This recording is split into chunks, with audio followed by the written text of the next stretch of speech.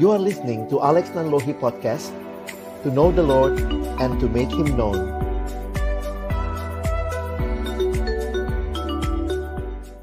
Mari kita berdoa sebelum kita membaca merenungkan firman Tuhan. Kami rindu ya Tuhan siang hari ini. Ketika kembali kami merayakan Paskah, Tuhan boleh menyampaikan kehendak-Mu melalui firman-Mu bagi kami. Ketika kami akan membuka firman-Mu ya Tuhan, kami mohon bukalah juga hati kami. Jadikanlah hati kami seperti tanah yang baik, supaya ketika benih firman Tuhan ditaburkan itu boleh sungguh-sungguh berakar, bertumbuh, dan juga berbuah nyata di dalam kehidupan kami. Berkati baik hamba-Mu yang menyampaikan, setiap kami yang mendengar. Tolonglah kami semua, agar kami bukan hanya jadi pendengar-pendengar firman yang setia, tapi mampukan dengan kuasa, dengan pertolongan dari Roh-Mu yang kudus, kami dimampukan menjadi pelaku-pelaku firman-Mu di dalam kehidupan kami. Bersabdalah ya Tuhan, kami anak-anak-Mu sedia mendengarnya. Dalam satu nama yang kudus, nama yang berkuasa, nama Tuhan kami Yesus Kristus, yang bangkit dan menang, kami menyerahkan pemberitaan firman-Mu. Amin. Shalom, selamat siang Bapak Ibu Guru dan juga saya panggilnya adik-adik saja ya. Jadi kalau pepatah mengatakan tak kenal maka tak sayang, maka saat ini saya memperkenalkan diri terlebih dahulu. Nama saya Alex Nanlohi. Saat ini saya melayani di dalam pelayanan Perkantas, Persekutuan Kristen Antar Universitas. Kak Alex ada di Jakarta. Saya saat ini melayani di pelayanan siswa dan mahasiswa. Bersyukur buat kesempatan ini, boleh melayani dengan SMP Kalam Kudus di Surabaya ya. Salam kenal untuk Bapak Ibu Guru dan juga untuk adik-adik yang saya kasihi dalam Tuhan Yesus Kristus. Anugerah terbesar, itulah tema kita siang hari ini. Kalau bicara tentang kondisi saat ini, saya pikir kita tidak bisa tutup mata ya, masih dalam situasi kondisi virus corona, COVID-19. Sudah hampir setahun ini, setahun lebih ya, kita belajar mungkin dari rumah. Kita juga terkungkung begitu rupa, orang tua, Bapak Ibu Guru bekerja, baik dari sekolah ataupun dari rumah. Lalu murid-murid juga belajar online. Dan ini terdampak sampai kepada juga ibadah kita ya. Kita pun juga ibadah online. Tapi apa yang menarik yang sama-sama akan kita pikirkan pada siang hari ini, yaitu tentang fakta kebangkitan Kristus. Kalau ada koran zaman itu, wah ini jadi headline. Jesus lives. Yesus hidup. Para saksi mata melaporkan bahwa kuburnya kosong. Dan dia bangkit dan menang. Nah, saya ingin mengajak kita melihat tema pada siang hari ini, anugerah terbesar. Ayat yang mungkin sudah sangat kita kenal, sangat kita hafalkan. Kak Alex ingin kita sama-sama membaca Yohanes 3 ayat 16. Ya, tentu baca di rumah masing-masing dengan mic yang tetap di mute. Saya bacakan bagi kita ya. Karena begitu besar kasih Allah akan dunia ini, sehingga ia telah mengaruniakan anaknya yang tunggal, supaya setiap orang yang percaya kepadanya tidak binasa, melainkan beroleh hidup yang kekal. Ada satu kutipan yang menarik untuk saya ketika berbicara tentang kekristenan. Kutipannya menyatakan seperti ini. Kekristenan bukan sekadar agama, tetapi adalah sebuah relasi dengan Allah melalui Yesus Kristus. Christianity isn't a religion, it's a relationship with God through Jesus Christ. Kekristenan berfokus kepada Kristus. Dan relasi dengan Kristus itulah yang menentukan sebenarnya kekristenan kita. Kekristenan bukan sekadar agama dengan serangkaian ajaran, walaupun di dalamnya ada ajaran. Kekristenan bukan sekadar ritual, walaupun di dalam kekristenan ada ritual, tetapi lebih dalam dari itu. Kekristenan adalah relasi dengan Allah melalui Yesus Kristus. Betapa pentingnya kehadiran Yesus di dalam kehidupan kita. Karena itu mari kita merenungkan apa yang Yesus bawa bagi kita. Ada 5 hal dari ayat ini yang Kak Alex ingin kita pikirkan siang hari ini. 5 hal yang ingin kita pikirkan bersama. Yang pertama adalah kita perhatikan anugerah terbesar. Perhatikan anugerah terbesar di dalam ayat yang Yohanes 3 ayat 16. Perhatikan bagian paling akhir yang Kak Alex tulis dengan warna merah itu ya. Hidup yang kekal. Menarik sekali bahwa kehadiran Kristus di dalam dunia, Dialah yang memberikan kita anugerah terbesar, yaitu kehidupan yang kekal. Semua manusia bicara keselamatan, semua ajaran berbicara keselamatan. Tetapi ketika kekristenan berbicara keselamatan, itu dikaitkan dengan Yesus. Relasi dengan Yesus memberikan kita anugerah yang terbesar, yaitu keselamatan. Nah, mungkin kita tanya, emangnya lagi kenapa manusia sampai butuh keselamatan? Saya pikir bukan hal yang baru, tapi kita melihat bahwa ternyata kita mengalami kehilangan terbesar. Ini hal yang kedua.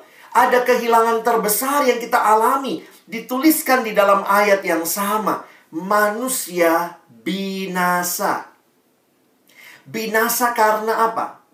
Binasa karena dosa. Dosa menjadi realita kehidupan manusia yang berontak kepada Allah. Harusnya manusia memuliakan Allah. Tetapi ketika manusia memilih berontak kepada Allah, maka kita melihat dosa menjalar jadi kehidupan yang jadi realita manusia. Sebenarnya Alkitab berbicara dosa sebagai sesuatu yang sangat mengerikan. Karena Alkitab mengatakan yang berdosa siapa? Semua manusia berdosa. Jadi kalau kita pikir-pikir, sebenarnya dosa itulah pandemi yang sesungguhnya. Sin is the real pandemic. Coba teman-temanku pikirkan, yang kena dengan virus corona, corona disebut pandemi. Banyak yang kena di berbagai tempat di dunia. Tapi kan tidak semua kena. Tetapi ketika Alkitab berbicara dosa, maka Alkitab berbicara semua manusia berdosa tanpa kecuali. Dan kehilangan yang terbesar ini manusia alami. Kebinasaan. Wah, jangan-jangan dalam masa-masa kita ada di rumah, wah, virus dosa juga sudah menyerang kita. Apa virus dosa yang menyerang kita? Kemalasan? Susah banget bangun pagi, kemarahan, di rumah marah-marah melulu, begitu ya. Atau mulai cheating, wah nyontek, apalagi tugas-tugas diberikan, wah bisa nyontek nih. Atau mungkin juga bohong. Ada envious, iri hati. Ada juga yang jatuh dalam pornografi. Situasi seperti ini, banyak hal yang terjadi di sekitar kita. Ada hati yang penuh kerakusan. Bahkan beberapa anak-anak siswa yang Kak Alex tahu, ada juga yang sudah nggak bisa itu membedakan mana yang penting, mana yang jadi prioritas tugas utama, dan mana yang bukan prioritas. Coba, nonton drama Korea itu prioritas hidup nggak? Kalau kamu pelajar, prioritasmu belajar. Boleh nonton, boleh. Tapi bukan berarti nonton jadi segala-galanya, mengalahkan prioritas yang utama. Ada yang menjadikan prioritas utamanya main game. Wah, guru lagi ngajar juga gadgetnya ada lagi main game sama teman-teman. Kalau itu jadi bagian kita, wah ngeri sekali. Tidak bisa lagi membedakan, tentu tidak salah main game. Tetapi ketika game jadi segala-galanya, kamu tidak tahu lagi yang mana prioritas, wah sangat mengerikan. Sehingga manusia yang harusnya hidup memuliakan Allah, harusnya hidup jadi berkat bagi sesama. Kehilangan terbesar, manusia jatuh ke dalam dosa. Dan apa yang dinyatakan? Roma 6 ayat 23a mengatakan sebab upah dosa ialah maut. Tetapi bukan hanya berhenti di situ. Ketika kita melihat apa yang terjadi dengan kehadiran Kristus di dalam hidup kita, maka kita kembali melihat kepada apa yang dinyatakan di dalam ayat yang indah tadi. Di dalam ayat yang indah ini juga kita melihat kasih terbesar, yaitu kasihnya Allah. Karena begitu besar kasih Allah, Allah yang tidak mau teman-teman dan saya terus tinggal di dalam dosa dan menuju kebinasaan. Allah yang mau kita mengalami kemerdekaan, kebebasan. Dan karena itulah, kasih yang besar itu Allah nyatakan dengan pemberian terbesar. Pemberian terbesar, Alkitab menuliskan, Ia telah mengaruniakan anaknya yang tunggal. Allah mengasihi kita. Buktinya mana? Lihat buktinya. Allah memberikan anaknya. Anaknya Tuhan Yesus Kristus yang mati oleh karena dosa-dosa kita. Tetapi karena Dia mati, kita beroleh kehidupan. Tapi ingat, Dia tidak tinggal mati di dalam kubur itu. Masih ingat kalimat malaikat kepada murid-murid? Mengapa kamu mencari Dia yang hidup di antara orang mati? Ia tidak ada di sini. Ia telah bangkit. Inilah iman kita, inilah yang kita rayakan di dalam Paskah. Yesus yang menang di kayu salib. Dia juga bangkit, menegaskan kemenangan yang luar biasa. Bahwa Yesus sungguh hidup. Kenapa kekristenan merayakan kematian? Bukannya kita mengeluh-elukan kematian, tetapi jangan lupa, karena kematian Kristus diikuti dengan kebangkitan. Karena itu perhatikan, tanpa kebangkitan sebenarnya salib nggak ada artinya. Jangan pikir cuma Yesus satu-satunya orang yang disalib. Tidak. Di zaman itu, penjahat-penjahat disalibkan. Jadi Yesus bukan satu-satunya orang yang disalib. Tetapi kenapa salib Yesus berbeda? Karena Yesus yang mati di kayu salib, Dia bangkit. Dan karena itulah kita bisa berkata Jumat yang agung. Kenapa kita katakan Jumat yang agung? Karena ada Minggu Paskah. Jumat itu menjadi Jumat yang agung hanya karena ada Minggu Paskah. Lihatlah pemberian Allah yang terbesar. Dia berikan anaknya yang tunggal bagi kita. Tuhan tahu persis pergumulan kita. Tuhan tahu pergumulan terbesar manusia adalah yang tadi. Kehilangan terbesar. Manusia binasa di dalam dosa. Dan Allah yang begitu mengasihi, Dia memberikan anaknya. Menggantikan kita. Karena Tuhan tahu kita tidak bisa selesaikan dosa kita. Dia mengutus Yesus Kristus, anaknya yang mati di kayu salib, tapi bangkit dan memberikan kemenangan bagi kita. Jadi luar biasa. Anugerah terbesar, hidup yang kekal. Tetapi terhalang karena kehilangan terbesar, yaitu dosa. Tetapi ada kasih yang terbesar, yaitu kasih Allah. Yang memberikan anaknya yang tunggal. Pemberian yang terbesar bagi kita. Mengapa Allah berikan anaknya bagi kita? Supaya kita yang adalah musuh-musuh Allah di dalam dosa, ketika kita didamaikan dengan Allah, kita diberikan kehormatan terbesar. Ini hal kelima yang Kak Alex mau sampaikan. Kehormatan terbesar dikatakan di Yohanes 3 ayat 16. Setiap orang yang percaya. Siapakah setiap orang yang percaya? Di dalam Yohanes 1 ayat 12. Perhatikan ayatnya. Tetapi semua orang yang menerimanya diberinya kuasa supaya menjadi anak-anak Allah. Yaitu mereka yang percaya dalam namanya. Wow, ini kehormatan yang terbesar. Karena kalau kita percaya, kita disebut anak-anak Allah. Anugerah terbesar. Kehilangan terbesar. Namun kasih yang terbesar yang dinyatakan dengan pemberian yang terbesar, memberikan kita kehormatan terbesar. engkau dan saya yang percaya disebut anak-anak Allah. Karena itu ini generasi GPS ya, posisi sangat penting. Makanya pastikan di mana posisimu. Kamu ada di dalam dosa atau kamu ada di dalam Kristus. Dan kalau kamu ada di dalam Kristus, kamu percaya pada Dia, maka perhatikan Alkitab tadi bilang apa? Engkau adalah anak Allah. Anak Allah. Dan kalau kita adalah anak Allah, saya pikir inilah keyakinan kita yang percaya pada Yesus yang bangkit dan menang itu. I am a child of God. I know it, I live it, and I love it. Dan kalau kita adalah anak, maka Dia Bapa kita. Ada satu hal yang Kak Alex terus renungkan ya. Semua pendiri agama punya hari kelahiran. Semua pendiri agama punya hari kematian. Tapi cuma Yesus yang punya hari kebangkitan. Apa maksudnya? Bagi saya Dialah satu-satunya Tuhan yang hidup. Yang lain masih ada di kuburnya, mati. Tetapi Dia Tuhan yang hidup. Dan Ia adalah Bapa kita. Ia mendengar, Ia memahami, Ia mengerti pergumulan kita, dan Ia selalu menyertai kita. Kenapa? Karena Dia Tuhan yang hidup. Kita bisa berdoa kepadanya. Dia tidak sedang ada di kuburan, tidak. Dia sudah bangkit dan Dia menyertai kita.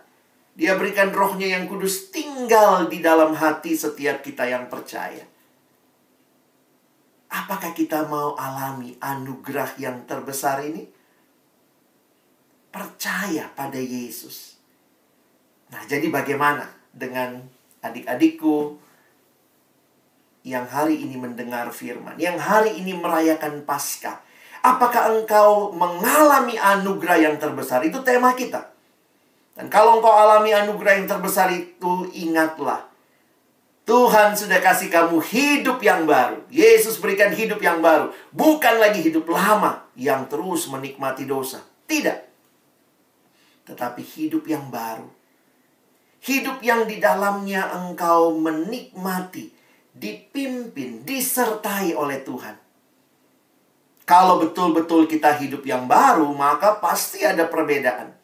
Dalam cara belajar kita. Wah, kita tidak lagi belajar sekadar main-main. Kita mau belajar dengan sungguh-sungguh. Tuhan, terima kasih. Aku mau responi kesempatan bisa sekolah, bisa belajar. Kalau kamu sungguh-sungguh mengalami kebangkitan Kristus, anugerah yang terbesar, maka kamu juga bergaulnya tidak sembarangan. Saya tidak hidup mempermalukan Tuhan. Saya mau hidup mempermuliakan Tuhan. Kadang-kadang pergaulan sekarang, pada ngajakin, ayo lakukan ini, lakukan itu. Padahal kita tahu Tuhan tidak suka dengan itu. Mari belajar untuk memuliakan Tuhan dengan hidup yang Dia berikan kepada kita. Dia mati supaya kita hidup. Dan Dia bangkit memberikan hidup yang baru itu kepada kita. Bagaimana kita semua yang merayakan Paskah hari ini? Sudahkah kita alami anugerah yang terbesar itu, yang menyelesaikan kehilangan terbesar kita dan menyatakan kasih terbesar di dalam pemberian yang terbesar Yesus Kristus, dan memberikan kehormatan terbesar bagi setiap yang percaya? Kita disebut anak-anak Allah. Anak Allah bukan mirip dunia. Anak Allah mirip seperti Bapanya, yang mau menyatakan, ini hidupku, ku persembahkan bagi kemuliaanmu. Selamat Paskah, selamat mengalami kemenangan Kristus itu. Mengapa mengalami? Karena Paskah bukan hanya perayaan, tapi Paskah adalah perubahan.